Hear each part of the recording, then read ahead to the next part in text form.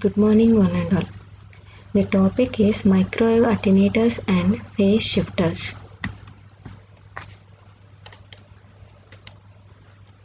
Attenuator is an electronic device that reduces the signal strength or power without changing its waveform. So an attenuator is effectively the opposite characteristics of amplifier. Here it reduces the signal strength. So here the microwave attenuator is a passive device which mainly use it to reduce the microwave power in a transmission line. So by introducing this attenuator, here it will not be offer any type of loss. It is a lossless, it should be a lossless network. So the attenuation is a function of frequency generally. So now mainly there are two types of attenuators. So fixed type of attenuators and variable type of attenuators. So the fixed type of attenuators provides the fixed amount of attenuation. So like 3 dB attenuation, so 20 dB attenuation or 10 dB attenuation, etc. So here such a type of attenuators are constructed so by using the one absorbing material inserting in a waveguide section. So here if you are observing this diagram, see in a rectangular waveguide, so one shorting plate is inserted, so it is having some absorbing characteristics. So whenever the microwave power is passing through this tapering ends or the sharpening ends, so then some amount of the power is absorbed by this material and so providing the amount of attenuation. So here, so generally we are considering the dielectric as a glass material. So here the figure A and B is representing the amount of attenuation. So here it is completely so inserting into this cross section, so with a length along the center of a waveguide section, so along the wider and narrow dimension with a width of W. So with a proper propagation of 3 lambda g by 2 distance with a tapering ends of 2 lambda g. So based on this characteristics, here it is providing the dimensions and providing the amount of attenuation. If we want to change the amount of attenuation provided by this device, we have to change the dimensions of this slab or shorting plate.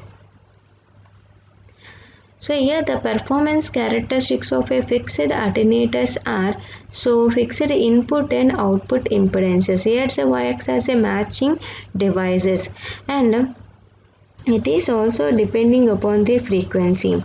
So having the capability of average and peak power, and also it is a temperature dependent device. So now coming to variable attenuators. So here in order to by using this variable attenuators, we can change the attenuation in a stepwise. So in a rectangular waveguide, so either we can use the flap type or van type attenuator. In case of flap type attenuator, so here this is the resistive card which is inserted into this rectangular waveguide section by using this adjusting knob. So by using this adjusting knob, the depth of penetration into this waveguide section is varied. So based on this depth of penetration, so the amount of attenuation is varied. If more the insertion, then more amount of attenuation is provided by this attenuator. So here the maximum attenuation and minimum attenuation is indicated here. If the completely the absorbing material is inserted into this waveguide section complete length, then maximum attenuation is observed. Then if it is on the top of the waveguide section, it's a minimum attenuation. So by using this adjusting knob, we can increasing the amount of attenuation offered by a device based on the depth of penetration. So in the second classification, so movable van attenuator. So it's a similar construction, but here the adjustment is different. So where it is along the x direction, here it is along the y direction. So here again we are inserting this movable van along the y direction. So here, so we are inserting this van type absorbing material into this waveguide section. So based on this insertion, we are providing the variation of attenuation offered by this device. So if this pivot is at the end section, it's a minimum attenuation is indicated. When the depth is indicated increases, then the amount of attenuation is also increases. So based on the position of this van, we can change the amount of attenuation.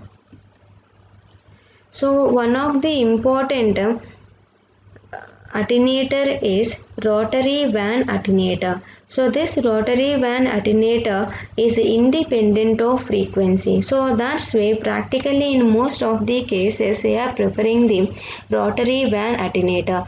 Here it is consisting of 3 circular sections. So the first section and the third section is the fixed sections and center one is the variable. In each and every circular section is consisting of resistive card. So the resistive card is the absorbing material.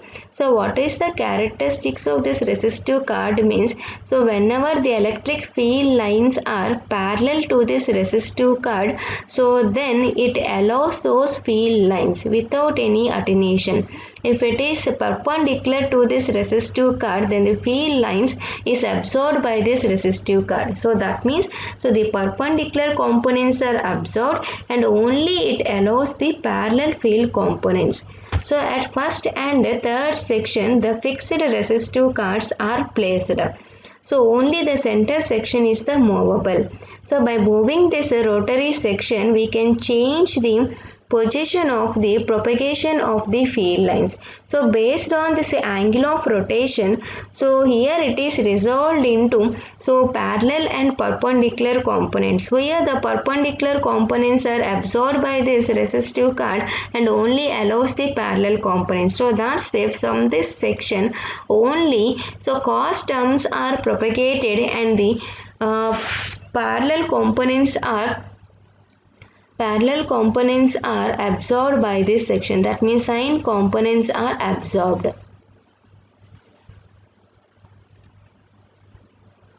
So finally at the output we can observe the E cos square theta. So here it is representing the amount of attenuation where it is the independent of frequency. That is the main advantage when comparing with the remaining variable attenuators. Thank you.